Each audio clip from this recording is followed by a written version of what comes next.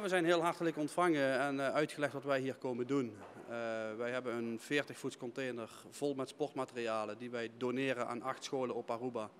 En de minister wilde ons daarvoor bedanken en wij zijn heel hartelijk ontvangen. We hebben een heel leuk gesprek gehad. Ja, dat is voor een 8-tal scholen. De adressen zijn bij mij niet bekend omdat wij vanuit onze stichting Sports for Children de materialen overdragen aan de Arubaanse stichting Sport for Youth en zij verzorgen de distributie daarvan. Wij zamelen dus in Nederland de sportmaterialen op.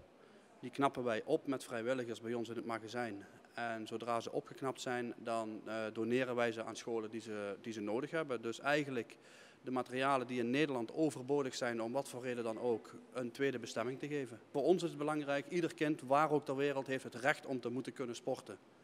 Vaak hebben ze wel de wil, maar niet de middelen. Die middelen die hebben wij wel en die willen wij dus daarvoor bruikbaar maken. Wat de toekomst zal uitwijzen, ja, dan moeten we even afwachten. We gaan eerst dit project afronden, eens kijken of hoe de terugkoppeling hiervan is.